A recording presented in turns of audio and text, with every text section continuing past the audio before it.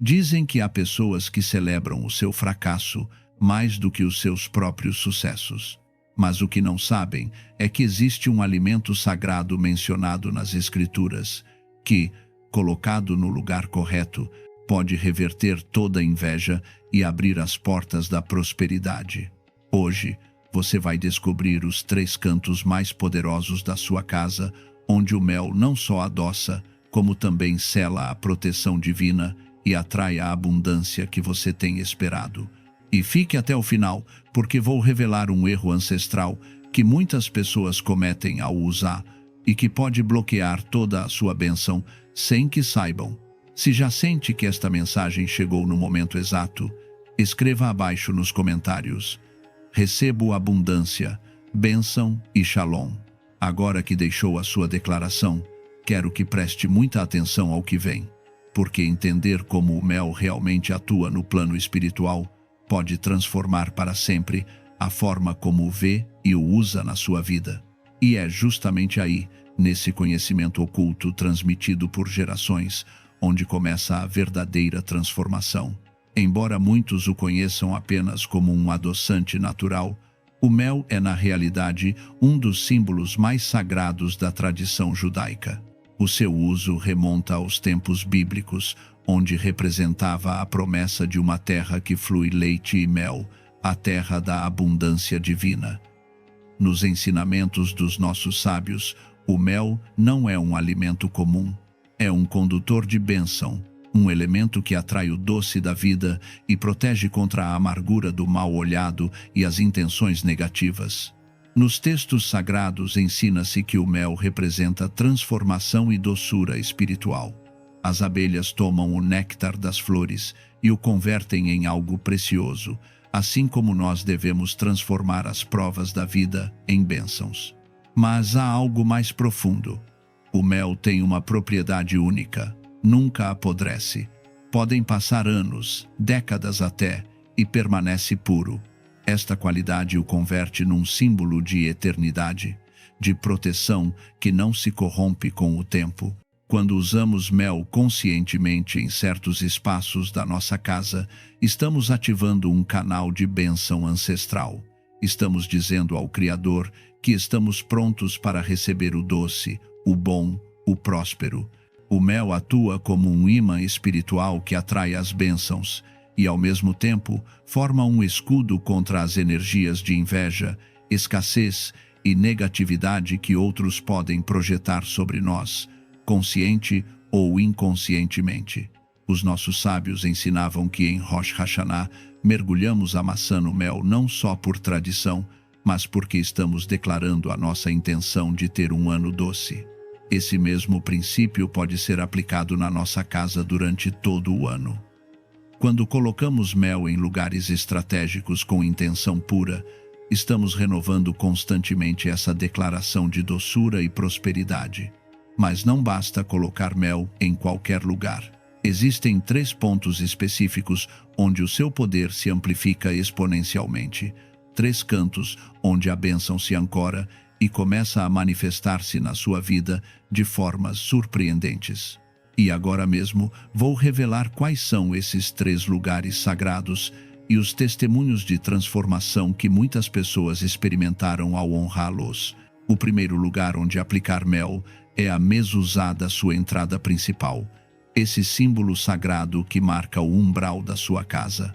Desde tempos antigos, ensina-se que a entrada da casa é o ponto onde se filtra toda a energia que entra. Tudo o que cruza esse umbral, pessoas, palavras, intenções, deixa uma marca espiritual. Se a entrada da sua casa está carregada de energia pesada, pode estar interferindo com a sua prosperidade, as suas relações e a sua paz mental sem que o note. Aqui, o mel atua como um selo de doçura divina.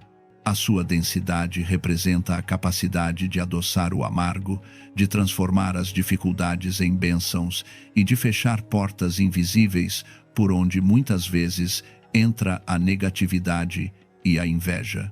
Além disso, o seu aroma natural e suave simboliza as boas-vindas aos anjos protetores e a rejeição a toda força que não venha com intenções puras. Para realizar esta bênção, precisa de uma pequena quantidade de mel puro, preferencialmente kosher. Tome uma gota de mel com o seu dedo indicador direito, que na tradição representa a coluna da misericórdia. Com reverência, passe apenas uma pequena quantidade na parte superior do marco da sua porta, justamente onde começa a mezuzá se a tiver, ou no canto superior direito se ainda não a tiver. Faça-o com intenção profunda, declarando em voz baixa ou no seu coração: que só doçura entre por esta porta, que só bênção cruze este umbral, que todo o amargo fique do lado de fora. Sara, uma mulher viúva que vivia com os seus 3 filhos e levava 2 anos lutando com dívidas que não terminavam de saldar-se, decidiu fazer esta prática depois que a sua mãe lhe contou sobre este antigo costume. A sua casa sempre recebia visitas de vizinhos que chegavam com queixas, problemas e energia pesada. Sara sentia que, por mais que trabalhasse, o dinheiro ia-se tão rápido quanto chegava e que uma nuvem cinzenta cobria o seu lar. Uma tarde de quinta-feira, antes de acender as velas de Shabat, tomou um pequeno frasco de mel que tinha guardado de Rosh Hashanah e, com lágrimas nos olhos, aplicou uma gota no marco da sua porta, pedindo ao Eterno que adoçasse a sua vida e protegesse a sua família. Nessa mesma noite, sentiu algo diferente no ar da sua casa. Na semana seguinte, uma vizinha conflituosa que sempre trazia fofocas e problemas simplesmente deixou de visitar Palá sem nenhuma razão aparente. E 2 semanas depois, Sara recebeu uma chamada inesperada, oferecendo-lhe um trabalho melhor remunerado que lhe permitiu finalmente começar a sair das dívidas. Desde esse dia, cada vez que sente que a energia da sua casa se torna pesada ou que as coisas estagnam, renova o mel na sua entrada e declara novamente a bênção. E cada vez, sem falta, nota como as portas se abrem de formas que não pode explicar com lógica, só com fé. Isto não é casualidade nem superstição. É um princípio espiritual antigo. Quando marca o umbral da sua casa com mel e com intenção pura, está enviando uma mensagem clara ao universo e ao Criador. Aqui só entra o que me eleva, o que me abençoa, o que traz shalom. Todo o resto fica do lado de fora. E essa clareza espiritual abre portas celestiais que antes permaneciam fechadas. O segundo lugar onde o mel desdobra um poder especial e ancestral é na sua cozinha, especificamente perto do lugar onde guarda o pão ou prepara os alimentos. Pode parecer simples, mas este é um dos espaços mais sagrados do lar judaico. A cozinha representa o sustento, a provisão divina, o maná que nos sustenta dia a dia. É onde se materializa a bênção de Parnasá, o sustento econômico de que tanto precisamos. Desde a sabedoria dos nossos sábios, a cozinha é o coração material do lar. Aqui é onde se transforma o cru em alimento, o simples em abundância.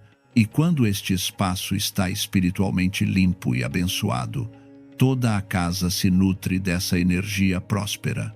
Mas quando está carregado, descuidado ou cheio de preocupações não expressas, pode converter-se num ponto de bloqueio para o fluxo do sustento. Por isso, usar mel nesta zona não é apenas uma ação simbólica, é uma declaração de fé. Está dizendo: confio em que a provisão divina flui para mim. Confio em que a minha mesa nunca estará vazia. Confio em que o amargo se transformará em doce. Para aplicar esta bênção, tome um pequeno frasco de vidro transparente e limpo. Coloque nele 3 colheres de mel puro. Enquanto o faz, visualize como esse mel representa as 3 bênçãos fundamentais: saúde, paz e sustento. Feche o frasco e coloque-o num lugar discreto, mas visível da sua cozinha. Pode ser numa prateleira, perto de onde guarda o pão, ou junto ao seu porta-especiarias. Não o esconda. Que esteja presente como lembrete constante de que a doçura e a abundância já estão na sua casa. Cada vez que entrar na sua cozinha e vir esse frasco, reserve um segundo para tocar o vidro com a sua mão direita e dizer mentalmente ou em voz baixa: Baruch Hashem, pela abundância que já está aqui e pela que vem a caminho. Este simples gesto renova a intenção e mantém ativo o canal de bênção. Leah, uma mulher que trabalhava longas horas, mas que sempre terminava o mês com as contas justas ou em números vermelhos, ouviu sobre esta prática de uma amiga que assistia a um estudo de Torá. Leah era cética no início, mas algo dentro dela dizia-lhe que devia tentar. Uma manhã de domingo, limpou a sua cozinha a fundo, algo que não fazia com tanta dedicação há meses, e colocou o frasco de mel numa prateleira junto às suas especiarias. Enquanto o fazia, sentiu uma emoção inexplicável, como se estivesse a fazer algo sagrado que os seus ancestrais tinham feito antes dela. Começou a chorar sem entender porquê, mas no seu coração sentiu uma paz profunda. Nos dias seguintes, notou que a sua relação com a comida e com o dinheiro começou a mudar. Deixou de fazer compras impulsivas, começou a cozinhar com mais amor e atenção e, estranhamente, começou a receber convites para jantares onde não tinha de gastar. Às 3 semanas, recebeu uma notícia completamente inesperada. Um reembolso de impostos que tinha esquecido completamente e que lhe permitiu cobrir várias despesas pendentes. Mas o mais importante foi que desde então, cada vez que abre a sua despensa, sente que há suficiente. Não necessariamente mais quantidade, mas sim uma sensação de que nada lhe falta. E essa sensação de suficiência atraiu mais oportunidades laborais, melhores acordos com fornecedores e uma estabilidade que antes não conhecia. Este é o poder silencioso, mas profundo do mel na cozinha. Não faz milagres instantâneos, mas muda a sua frequência interna de escassez para a abundância.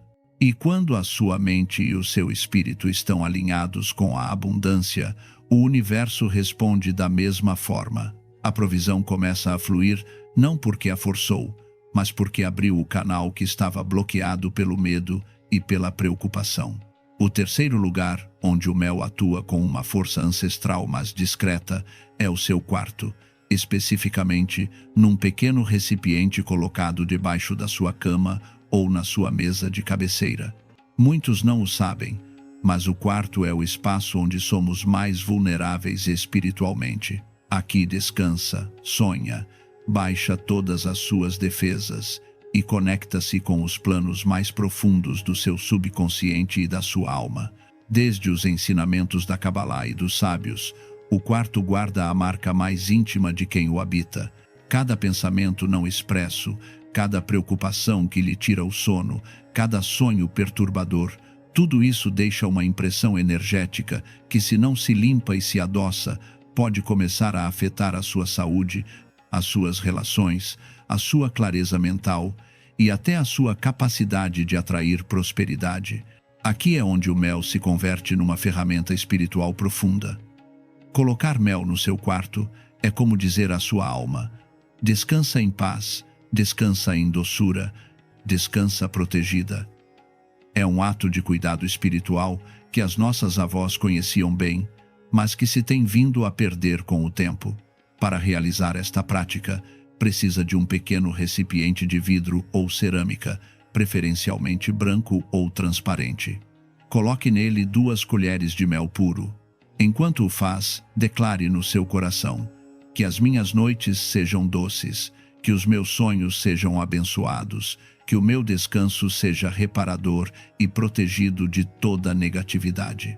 Coloque este recipiente debaixo da sua cama, perto de onde apoia a sua cabeça, ou na sua mesa de cabeceira, se preferir tê-lo mais acessível. Deixe-o aí durante um ciclo lunar completo, ou seja, aproximadamente 30 dias. Não o toque, não o mova. Simplesmente permita que faça o seu trabalho silencioso de adoçar o espaço energético onde descansa. Se tem parceiro, é importante que ambos estejam de acordo com esta prática e que ambos ponham a sua intenção nela. Se dorme sozinho, é ainda mais importante porque o seu campo energético não está partilhado e o mel trabalhará exclusivamente para si. Se tem fotografias de pessoas falecidas no seu quarto ou espelhos em frente à cama, considere movê-los ou cobri-los, pois, segundo a tradição, podem interferir com o descanso espiritual profundo. O caso de Miriam é especialmente comovente. Ela é uma mulher jovem, mãe de 2 crianças pequenas, que levava mais de 1 ano com insônia severa. Acordava todas as noites com angústia, com pensamentos obsessivos sobre dinheiro, sobre o futuro, sobre o seu casamento que estava atravessando uma crise silenciosa. O seu marido dormia bem, mas ela não. E essa falta de descanso estava a consumi-la. Uma tarde, a sua sogra, uma mulher sábia e tradicional, falou-lhe desta antiga prática. Disse-lhe que a sua própria mãe o tinha feito quando passavam por tempos difíceis e que sempre funcionava. Miriam, desesperada por encontrar algo que a ajudasse, decidiu tentar, embora não entendesse completamente como algo tão simples poderia funcionar. Limpou o seu quarto, retirou objetos desnecessários, cobriu o espelho que tinha em frente à cama e colocou o pequeno recipiente com mel debaixo do seu lado da cama. Nessa noite, antes de dormir, pôs a sua mão sobre o colchão, justamente acima de onde estava o mel, e pediu com todo o seu coração que pudesse descansar em paz. Para sua surpresa, dormiu profundamente pela primeira vez em meses. Não foi perfeito, mas foi diferente. Nas noites seguintes, o seu sono foi se tornando mais reparador. Os seus pensamentos obsessivos diminuíram e começou a sentir uma calma que há tempo não experimentava. E algo mais aconteceu.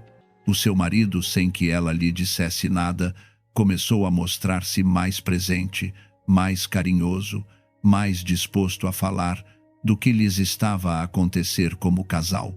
Às 3 semanas, ambos tiveram uma conversa profunda que não tinham podido ter em meses. Choraram, reconciliaram-se, perdoaram-se, e pouco depois, Miriam recebeu uma oferta laboral que lhe permitia trabalhar de casa e ter mais tempo com os seus filhos, algo que tinha estado a pedir nas suas orações durante mais de 1 ano.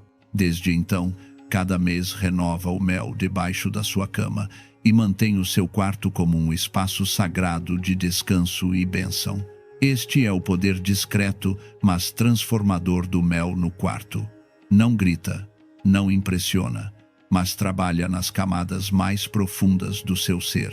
Adoça os seus sonhos, acalma a sua mente e abre canais de bênção que durante o dia estão bloqueados pelo ruído e pelas preocupações.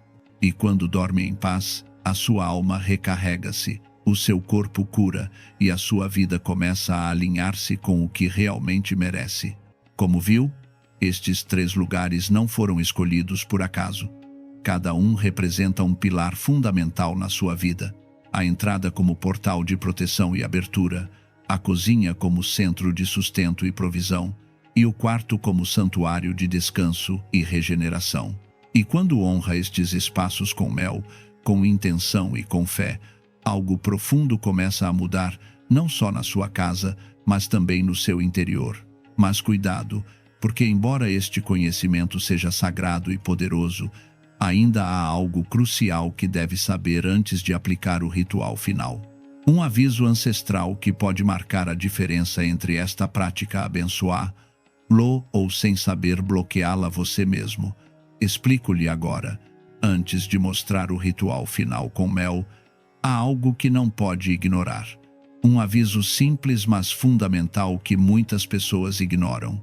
Nunca utilize mel que não seja puro.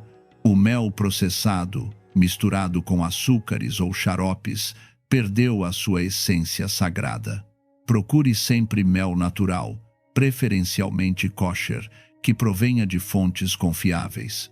O mel é um presente direto da criação e deve ser tratado com respeito. Mas isso não é tudo, porque para além da qualidade do mel, há um segundo aspecto ainda mais importante: a sua própria intenção.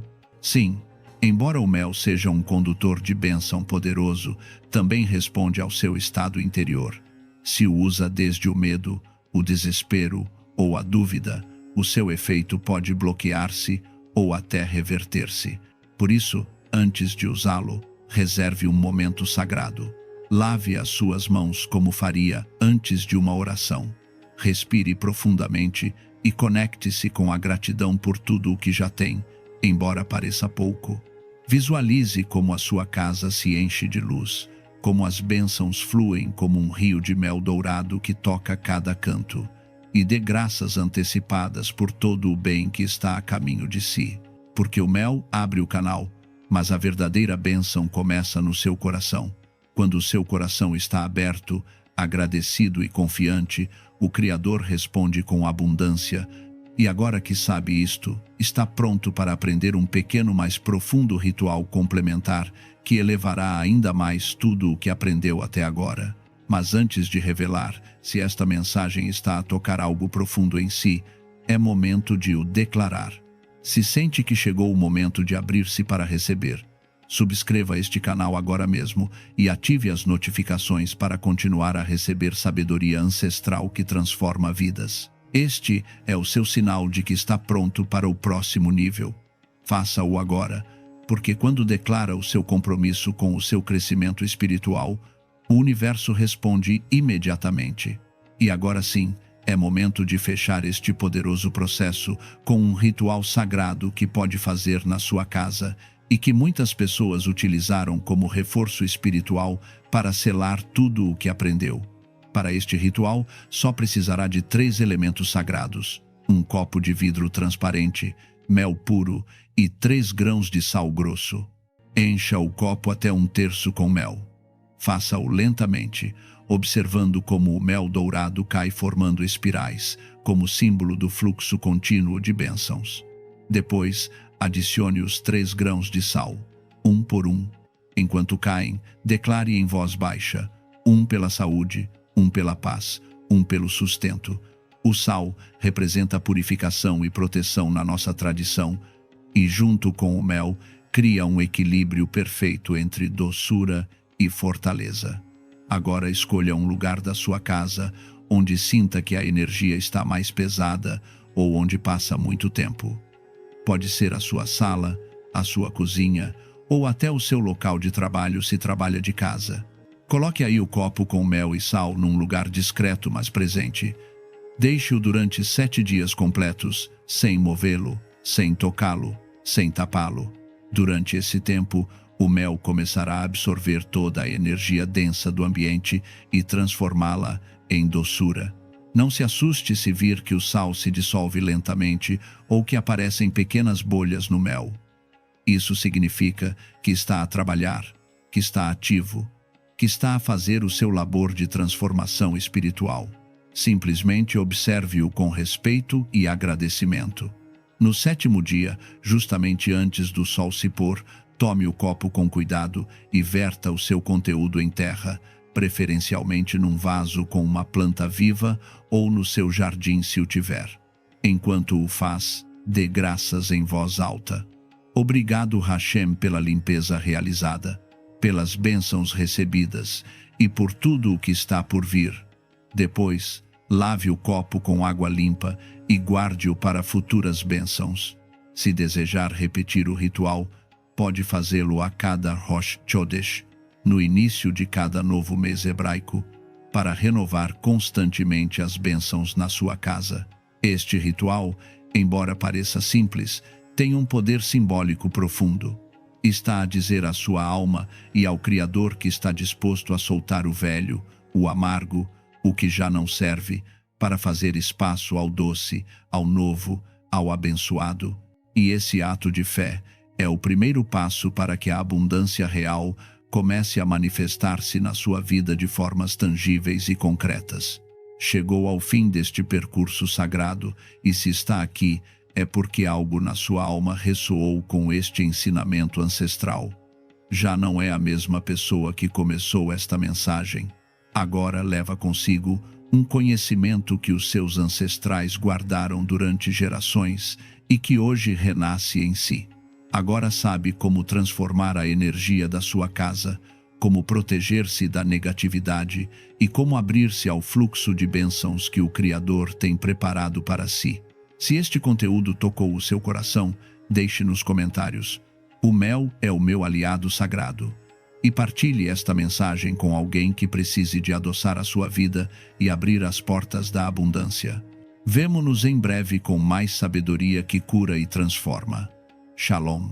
Um rabino me ensinou um método antigo para liberar o corpo de toda energia estagnada, para cortar a conexão com o peso invisível que arrastamos sem saber.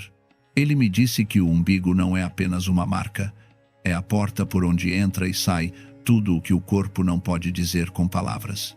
Se você sente que algo te bloqueia, que carrega um peso que não é seu, que a vida se sente pesada sem motivo claro, escreva nos comentários.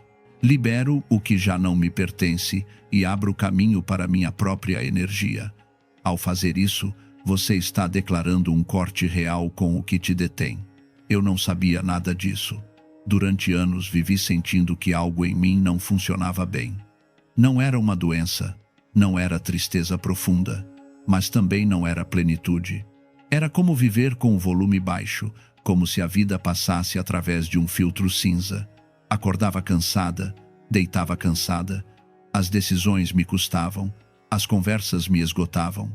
Tudo parecia normal de fora, mas por dentro havia um ruído constante, uma vibração baixa que não me deixava em paz. Tentei de tudo. Mudei rotinas, busquei novos trabalhos, me afastei de pessoas, tentei preencher o vazio com atividades, com conquistas, com distrações, mas nada mudava no fundo. O cansaço voltava, a névoa voltava, e com ela uma sensação que não podia nomear, mas que estava sempre ali, como uma sombra grudada na minha pele. Era uma angústia silenciosa, um vazio que não se enchia com nada externo. Tentei terapias, li livros, conversei com amigos. Todos me diziam a mesma coisa. Dê tempo, é normal, todos passamos por isso. Mas eu sabia que não era normal. Sabia que algo mais profundo estava acontecendo, algo que não podia ver nem tocar, mas que sentia com cada fibra do meu corpo. Havia dias em que me olhava no espelho e não me reconhecia, não porque tivesse mudado fisicamente, mas porque meus olhos não tinham luz. Era como se alguém tivesse apagado algo dentro de mim e eu não soubesse como voltar a acender. Movia-me por inércia, cumprindo com tudo o que se esperava de mim, mas sem estar realmente presente. Era uma espectadora da minha própria vida, vendo passar os dias sem senti-los de verdade. Um dia, numa conversa que não busquei, alguém me falou de um ancião que ensinava formas antigas de equilibrar o corpo. Não falava de remédios nem de terapias. Falava de reconexão, de voltar ao ponto onde tudo começou. Deu-me uma direção. Não tinha nada a perder, então fui. O lugar era simples, quase austero. O rabino era um homem de poucos gestos e muitas pausas. Olhou-me sem perguntar nada e disse algo que nunca esquecerei. O corpo guarda o que a vida não pôde processar. E guarda justamente onde tudo começou, no centro, no umbigo. Ali está sua primeira conexão com a vida. Ali também está sua primeira desconexão. Explicou-me que o umbigo não é apenas uma cicatriz. É o ponto exato onde você recebeu seu primeiro alimento, seu primeiro vínculo, sua primeira informação emocional. Através desse canal entrava tudo: o oxigênio, o sangue, mas também as emoções da sua mãe, seus medos, sua calma, sua angústia. Tudo se registrava em você antes que tivesse memória, antes que tivesse palavras. O corpo guardou tudo, e quando esse canal se fecha ao nascer, não desaparece. Converte-se num centro energético, num arquivo silencioso de tudo o que você viveu sem saber. A maioria das pessoas vive desconectada desse ponto, disse-me.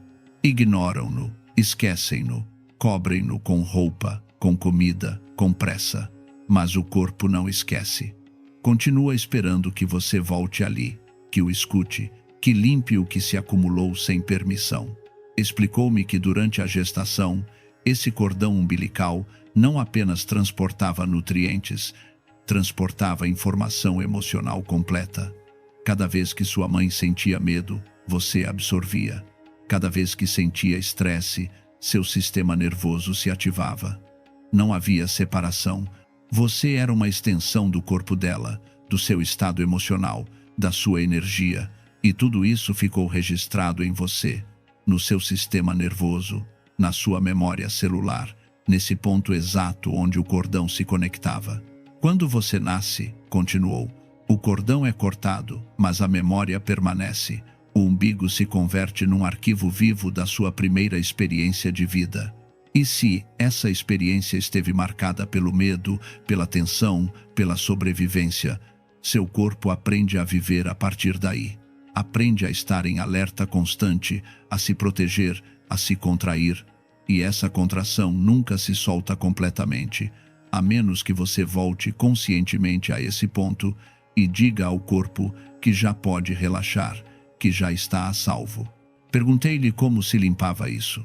Não me falou de ervas raras nem de objetos impossíveis de conseguir. Falou-me de algo tão simples que quase me pareceu absurdo.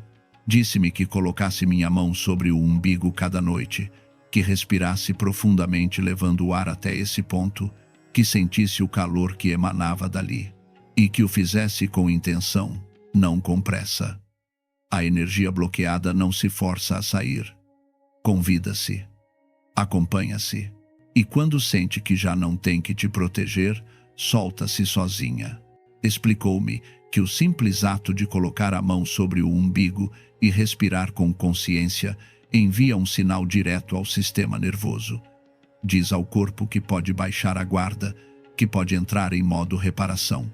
Seu sistema nervoso tem 2 estados, disse-me, um de sobrevivência e um de cura. A maioria das pessoas vive presa no primeiro. O corpo acredita que está em perigo constante, mesmo que não haja perigo real. E nesse estado, não pode curar, não pode digerir bem, não pode descansar bem, não pode sentir bem. Tudo se bloqueia. Nessa noite fiz. Deitei-me, apaguei a luz, levei minha mão direita ao centro do meu abdômen e comecei a respirar. Inalava contando até 4, exalava contando até 6. No início não senti nada, apenas o movimento do ar, o peso da minha mão, o silêncio. Mas continuei. E em algum momento, sem buscar, algo mudou. Senti um calor sutil que subia do centro. Não era externo, vinha de dentro, e com esse calor veio uma emoção que não esperava, uma tristeza velha, profunda, sem nome.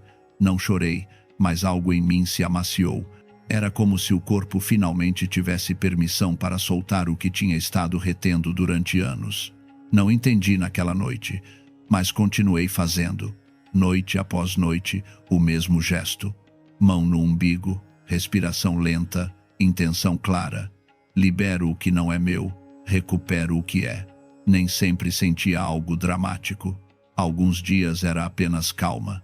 Outros dias apareciam emoções que não sabia que tinha. Medo, raiva, alívio, tudo misturado. Mas nunca bloqueei. Deixei passar. E cada vez que o fazia, o peso diminuía um pouco mais. O rabino explicou-me que o centro do corpo é também o centro do sistema nervoso entérico, o chamado segundo cérebro. Ali há mais de 100 milhões de neurônios que processam emoções antes que cheguem à mente. Por isso, quando algo te assusta, você sente primeiro no estômago. Quando algo te dói, o abdômen se contrai. Não é casualidade, é o corpo falando na sua própria linguagem, e essa linguagem não mente. O problema, disse-me, é que você aprendeu a ignorar essa linguagem. Ensinaram-te a viver da cabeça, a pensar tudo, a controlar tudo. Mas o corpo não se controla. Escuta-se. E quando você o escuta, ele começa a confiar a você o que guardou em silêncio. Contou-me que nas tradições antigas, esse conhecimento era comum. Os sábios sabiam que o abdômen era o centro da vitalidade, o lugar onde se concentrava a força de vida. Não falavam disso como algo místico, mas como algo observável. Quando uma pessoa perdia seu centro, sua vida se desequilibrava. Quando o recuperava, tudo voltava ao seu lugar. Passaram semanas. O ritual se tornou um hábito. Já não era algo que fazia porque devia, mas porque precisava. Era minha forma de voltar a mim, de me lembrar que estava viva, que ainda havia espaço para sentir. E com o tempo, as coisas começaram a mudar. Não de repente, não de forma espetacular, mas sim de forma real. Dormia melhor. Custava-me menos tomar decisões. As coisas que antes me alteravam deixavam de ter tanto poder sobre mim. Não porque o mundo mudasse, mas porque eu tinha mudado minha frequência. O rabino advertiu-me algo importante. Não espere resultados imediatos. O corpo tem seu próprio tempo. Cura por camadas. Primeiro o superficial, depois o profundo. E às vezes, justo quando você acredita que já curou, aparece algo mais antigo, algo que estava esperando embaixo. Não veja isso como um retrocesso. É parte do processo. Cada camada que cai te aproxima mais do seu centro real. E tinha razão. Houve momentos em que voltei a sentir o peso, a névoa, o cansaço, mas já não me assustava. Sabia que não era um fracasso, mas um convite. O corpo estava me mostrando algo mais, algo que ainda precisava ser visto, e cada vez que olhava sem julgar, sem rejeitar, dissolvia-se um pouco mais. Comecei a notar padrões. Certos dias, certas emoções apareciam com mais força. No início pensei que era aleatório, mas depois entendi que não era. O corpo estava trazendo à superfície o que tinha estado enterrado durante anos. Não o fazia para me castigar, fazia para me liberar. Uma noite, enquanto respirava com a mão sobre meu umbigo, senti algo diferente. Não era tristeza nem alívio, era clareza. Pela primeira vez em anos, senti que podia ver minha vida sem o filtro da angústia. Vi com nitidez quanto tempo tinha passado vivendo no piloto automático, repetindo padrões que não eram meus, carregando com expectativas alheias, sustentando outros enquanto me esquecia de mim. E nesse instante, algo se rompeu. Não foi doloroso, foi libertador. Era como se uma corda invisível que me tinha mantido amarrada durante anos finalmente se cortasse. Se você está lendo isso e sente que algo em você está estagnado, que carrega um peso invisível, que a vida não flui como deveria, não ignore, seu corpo está te falando. E o lugar onde mais claramente fala é justamente ali, no centro, onde tudo começou. Inscreva-se para receber mais ensinamentos como este, práticas antigas que funcionam porque respeitam a ordem do corpo. O ritual é simples, mas deve ser feito com consciência. Não é magia, não é superstição, é um ato de reconexão. Cada noite, antes de dormir, deite-se num lugar tranquilo. Apague as luzes, o telefone, qualquer distração. Leve sua mão direita ao centro do seu abdômen, justamente sobre o umbigo. Feche os olhos e comece a respirar devagar. Inale profundamente contando até 4. Leve o ar até o abdômen. Sinta como se expande. Exale contando até 6. Sinta como se esvazia. Repita isso durante pelo menos 5 minutos. Enquanto respira, mentalize esta frase em silêncio. Libero o que não é meu. Recupero minha própria energia. Não a diga com pressa. Sinta-a. Deixe que as palavras entrem no seu corpo como uma onda. Não busque resultados imediatos. Apenas fique ali, respirando, sentindo, permitindo. O corpo sabe o que fazer quando você lhe dá espaço. Se em algum momento aparecer uma emoção, não a rejeite. Pode ser tristeza, pode ser alívio, pode ser algo que não tem nome. Deixe-a passar. Não a analise, não a julgue. Apenas sinta-a. Essa emoção é energia bloqueada que finalmente tem permissão para sair. Quando sai, libera espaço. E nesse espaço, a vida volta a entrar. O rabino advertiu-me que às vezes as emoções que aparecem não têm sentido lógico. Você pode sentir tristeza sem saber por quê. Pode sentir raiva sem ter um motivo claro.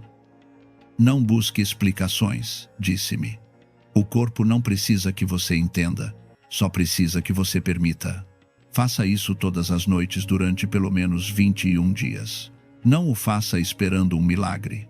Faça porque seu corpo merece ser escutado, porque durante anos você o obrigou a se calar, a seguir, a resistir.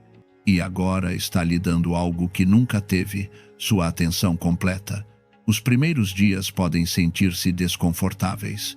O corpo não está acostumado a que você o escute.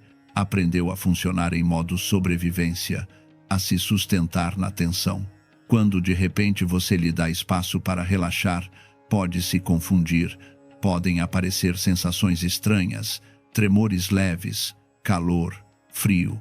Tudo isso é normal. É o sistema nervoso se recalibrando, aprendendo um novo estado. Com o tempo você notará mudanças. Nem sempre são dramáticas. Às vezes é apenas que você dorme melhor, ou que as coisas que antes te angustiavam já não te tocam da mesma forma, ou que você começa a tomar decisões de um lugar mais claro, mais seu. Não é que o mundo mude, é que você volta a se habitar, e quando você se habita, todo o resto se ordena sozinho. O rabino disse-me algo mais antes de eu ir embora pela última vez. O corpo não busca ser perfeito, busca ser habitado. Não precisa que você o conserte, precisa que você o acompanhe. E quando você o acompanha sem medo, sem pressa, sem exigência, ele te devolve algo que você tinha esquecido, devolve sua energia.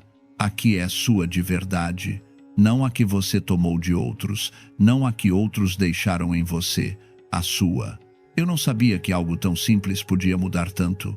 Pensei que curar era mais complicado, que precisava de terapias longas, métodos complexos, explicações infinitas.